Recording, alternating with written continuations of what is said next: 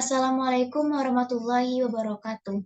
Sebelumnya, saya ingin mengucapkan terima kasih kepada Bapak, Ibu, dan juga teman-teman atau audiens yang telah menonton video presentasi ini. Yang saya hormati yaitu Bapak Dr. Syarizal SEMSI, dan yang saya hormati yaitu Ibu Nia Aryani Erlin SEMSC, selaku dosen pengampu pada mata kuliah di STM. Baiklah, saya Tati Ausna dengan NIM 200-59188 akan mempresentasikan rencana proposal skripsi saya yang berjudul Pengaruh Prosedur Organizational Support terhadap Organizational Citizenship Behavior dengan Organizational Commitment sebagai variabel mediasi. Nah, untuk memulai presentasi ini, kita akan masuk kepada bab 1. Baik, yang pertama yaitu latar belakang. Nah, selama beberapa dekade terakhir, peranan sumber daya manusia menjadi semakin penting bagi suatu organisasi atau perusahaan. Hal ini dikarenakan sumber daya manusia memiliki pengaruh yang signifikan terhadap keberhasilan suatu organisasi atau perusahaan dalam mencapai visi yang telah ditetapkan. Nah, untuk mencapai visi yang telah ditetapkan tersebut, sebuah organisasi atau perusahaan memerlukan sumber daya manusia, yang mana mereka itu dapat berkomitmen, loyal, dan juga dapat berkontribusi lebih terhadap organisasi atau perusahaan.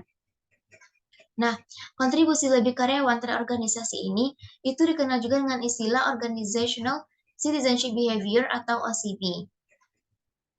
Nah, sebuah organisasi atau perusahaan sangat mengharapkan sekali karyawannya untuk memiliki perilaku OCB ini dikarenakan perilaku OCB ini dapat menguntungkan organisasi, baik itu secara langsung maupun secara tidak langsung. Nah, untuk memahami pentingnya perilaku OCB ini, maka saya akan melakukan penelitian pada 2 perusahaan, yaitu pada PT Taspen Persero KC Padang dan juga pada PT Bank Mandiri Taspen KC Padang. Nah, alasan memiliki kedua perusahaan ini dikarenakan topik yang diangkat penelitian ini itu sesuai dengan fenomena yang ditemukan di lapangan. Nah, adapun fenomena yang saya temukan yang pertama yaitu terkait dengan perilaku OCB karyawan, di mana di sini saya sedang baginya ke dalam dua buah indikator dari OCB itu sendiri. Yang pertama itu terkait dengan indikator conscientiousness, di mana pada indikator ini karyawan bersedia bekerja di luar waktu yang telah ditetapkan. Yang kedua itu pada indikator altruism, di mana pada indikator ini karyawan bersedia membantu pekerjaan karyawan lain meskipun itu bukan merupakan tanggung jawabnya.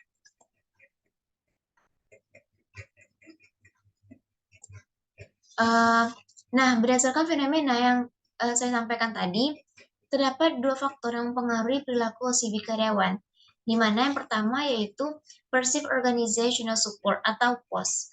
Nah, menurut penelitian terdahulu, POS ini berpengaruh positif dan juga signifikan terhadap OCB. Nah, di mana maksudnya di sini yaitu semakin karyawan itu merasakan dukungan organisasi, maka karyawan itu akan semakin menunjukkan perilaku OCB-nya. Nah, namun penelitian lain itu menunjukkan bahwasannya POS ini tidak berpengaruh signifikan terhadap OCB, dan ini menunjukkan adanya research gap dalam bentuk evidence gap terkait dengan inkonsistensi data penelitian. Nah, yang kedua yaitu faktor yang mempengaruhi selanjutnya dari OCB ini yaitu ada organizational commitment atau OC. Nah, di mana menurut penelitian terdahulu, OC ini berpengaruh positif dan juga signifikan terhadap OCB dan juga memainkan peran sebagai variabel mediasi. Nah, namun penelitian lain itu menunjukkan bahwasannya OC ini tidak berpengaruh signifikan terhadap OCB, dan ini juga mengindikasikan adanya research gap dalam bentuk evidence gap terkait dengan inkonsistensi data penelitian. Nah, selanjutnya yaitu terkait dengan urgensi penelitian. Nah, kenapa penelitian ini mesti atau harus dilakukan? Nah, kenapa penelitian ini harus dilakukan? Yang pertama, karena adanya kebaruan dari penelitian ini, di mana terdapat perbedaan dari segi objek penelitian. Nah, di mana pada penelitian ini itu menggunakan dua perusahaan, yaitu yang bergerak di bidang pensiunan ASN. Yang kedua yaitu kebaruannya dari segi research gap atau dalam bentuk evidence gap, di mana seperti yang saya jelaskan tadi. Yang kedua yaitu kenapa penelitian ini masih penting untuk dilakukan, karena penelitian ini itu dapat mengukur dampak dari POS dan juga OC terhadap OCB, yang mana itu dapat mempengaruhi efisiensi dan juga produktivitas organisasi. Nah, yang kedua yaitu penelitian ini penting karena POS dan OC ini merupakan faktor kunci dalam pengembangan organisasi. Nah, yang ketiga yaitu adanya premediasi yang ditambahkan dalam penelitian ini, sehingga dengan adanya penelitian ini itu dapat menambah, memperbarui dan juga melengkapi penelitian sebelumnya. Selanjutnya itu kita masuk kepada identifikasi masalah. Nah, terdapat dua identifikasi masalah penelitian ini. Yang pertama yaitu beberapa karyawan rela bekerja di luar waktu yang telah ditentukan. Yang kedua, beberapa karyawan bersedia melakukan tugas-tugas yang bukan merupakan bagian dari diskusi pekerjaan mereka. Nah, selanjutnya itu batasan masalah. Dalam penelitian ini yaitu batasan masalahnya itu hanya membatasi pertanyaan penelitian hanya pada variabel perceived organizational support, organizational commitment, dan juga organizational citizenship behavior. Nah, selanjutnya itu kita masuk kepada rumusan masalah. Nah, dalam penelitian ini itu terdapat 4 rumusan masalah. Yang pertama yaitu apakah pos berpengaruh positif terhadap OCB? Yang kedua, apakah pos berpengaruh positif terhadap OSIP? Yang ketiga, apakah OSIP berpengaruh positif terhadap OCB? Dan yang keempat, apakah pos berpengaruh positif terhadap OCB melalui peran mediasi OSI? Nah, adapun tujuan penelitian ini itu ada 4. Yang pertama, untuk mengetahui apakah pos berpengaruh positif terhadap OCB. Yang kedua, untuk mengetahui apakah pos berpengaruh positif terhadap OSIP. Yang ketiga, untuk mengetahui apakah OSIP berpengaruh positif terhadap OCB. Dan yang keempat, itu untuk mengetahui apakah pos berpengaruh positif terhadap OCB melalui peran mediasi OSI. Nah, manfaat yang diberi penelitian ini itu ada 2. Yang pertama ada teoritis dan juga ada praktis. Di mana dari segi teoritis itu penelitian ini itu dapat menambah pengetahuan dan juga pemahaman pihak lain yang berkepentingan. Yang kedua itu penelitian ini dapat menjadi referensi bagi penelitian selanjutnya, terutama itu di bidang MSDM. Yang kedua itu dari segi praktis, di mana bagi perusahaan itu sebagai bahan masukan juga pertimbangan dalam mendorong perilaku OCB pada karyawan. Yang kedua itu bagi penulis, di mana penelitian ini sebagai tambahan pengetahuan dan juga pemahaman, serta sebagai sarana pengaplikasian teori selama perkuliahan di lapangan. Baik, selanjutnya itu kita masuk kepada bab 2, yaitu pertama itu pada bagian kajian teori. Nah, penelitian ini itu menggunakan teori pertukaran sosial, yang mana itu ditemukan oleh Thomas Church pada tahun 1958. Nah, teori ini menyatakan bahwasannya terdapat hubungan timbal balik antara individu dan juga organisasi yang mana itu saling mempengaruhi satu sama lain. Nah, jika kita kaitkan dengan variabel yang digunakan penelitian ini, itu teori ini menyatakan bahwasannya jika organisasi mendukung karyawan secara proaktif, maka karyawan itu akan membalas atau menukarnya dengan loyalitas dan juga komitmen yang ia miliki, sehingga pada akhirnya karyawan itu akan melakukan lebih dari apa yang dibutuhkan di tempat kerja. Nah, ini sejalan dengan penjelasan sebelumnya di latar belakang di mana pos, OSI, juga OCD memiliki keterkaitan juga saling mempengaruhi. Nah, selanjutnya itu kita masuk kepada kajian teori dari variabel Y, yaitu OCB. Di mana menurut Organ 1988, OCB ini merupakan perilaku seseorang yang bekerja melebihi tanggung jawabnya di luar deskripsi pekerjaan dan juga standar yang ditetapkan organisasi. Sementara menurut Firmansyah 2022, OCB ini itu perilaku sukarela yang melebihi tuntutan peran di tempat kerja tanpa diberinya imbalan. Nah, ada faktor pengaruh OCD ini itu ada 3, ada perbedaan karakteristik pribadi, ada sikap kerja, dan juga ada faktor-faktor kontekstual. Nah, di mana pada perbedaan karakteristik pribadi itu ada seperti kepribadian, kemampuan, pengalaman, tidak perlu dan terhadap penghargaan, dan lain sebagainya. Selanjutnya itu terkait dengan sikap kerja itu seperti komitmen organisasi, dukungan organisasi, keputusan kerja, dan lain sebagainya. Yang ketiga itu faktor kontekstual terkait dengan pengaruh yang berada di luar pekerjaan. Nah, adapun indikator dari OCB sendiri menurut Organ 2006 itu ada 5. Yang pertama ada conscientiousness, ada sportsmanship, ada civic virtue, ada courtesy, dan juga ada altruism. Baiklah, selanjutnya kajian teori dari POS, yaitu dari variabel X, di mana menurut Eisenberger et al. 1986, POS itu merupakan sejauh mana karyawan memandang bahwa organisasi ini menghargai kontribusi dan juga peduli terhadap kesejahteraan mereka. Nah, ada faktor yang mempengaruhinya itu ada sikap organisasi dari karyawan, yang kedua merespon permasalahan dari karyawan, yang ketiga menjamin kesejahteraan juga kesehatan karyawan.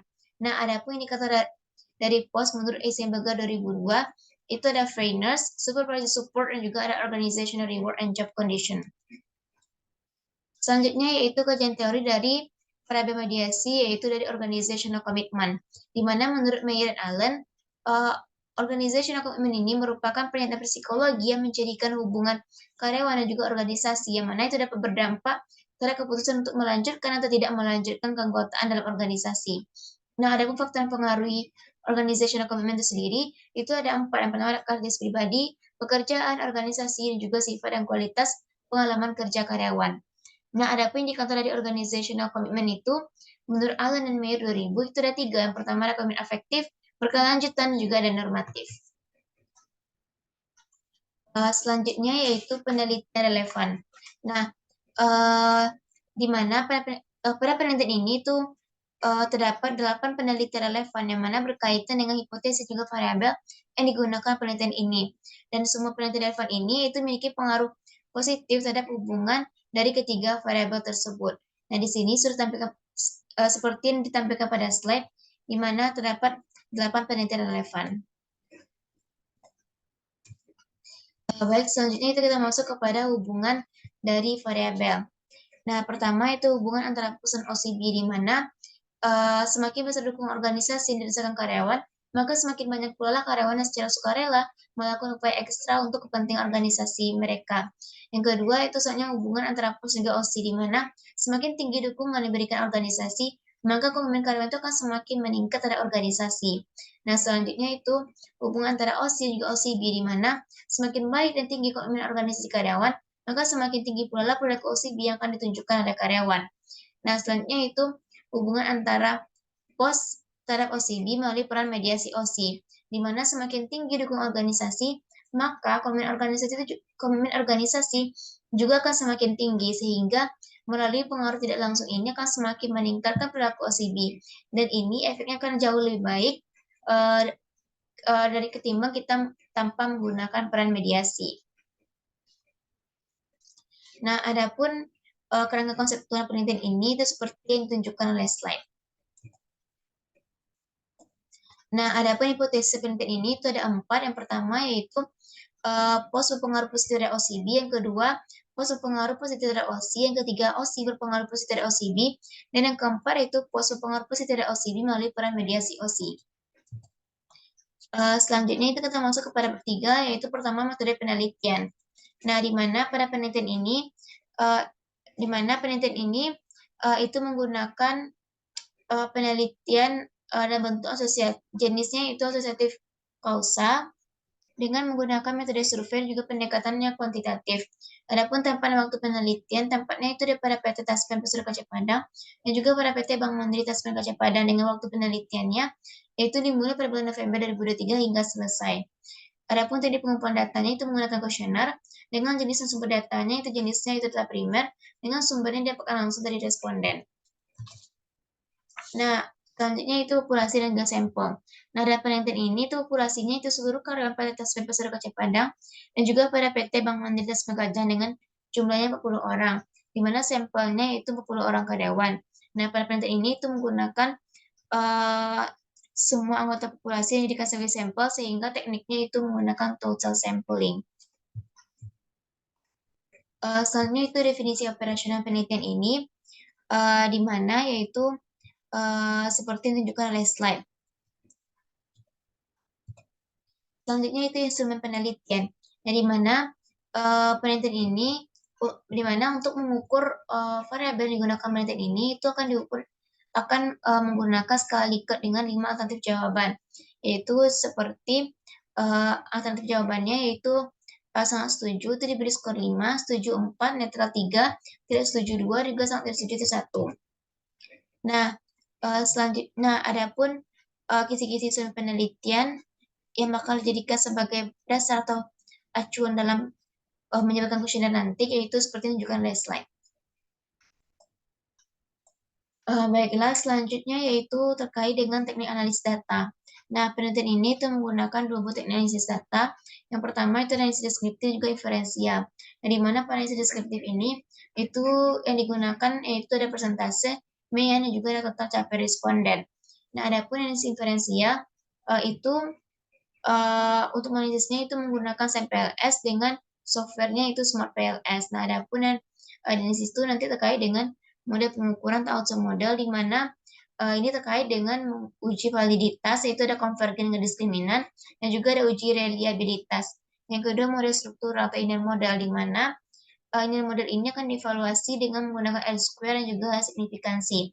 Yang ketiga itu uji hipotesis, di mana untuk hipotesis 1, 2, dan 3 itu untuk melihat terjawab tidaknya hipotesis, maka itu dapat dilihat dari nilai T statistiknya. Nah, untuk hipotesis 4 itu ada variabel mediasinya, itu untuk melihat efek mediasinya, maka itu akan dapat dilihat pada tabel total efek dengan menggunakan atau juga menggunakan uji Sobel. Nah, baiklah, itulah presentasi dari saya terkait dengan rencana proposal skripsi saya. Lebih dan kurangnya saya mohon maaf. Saya akhiri. Assalamualaikum warahmatullahi wabarakatuh.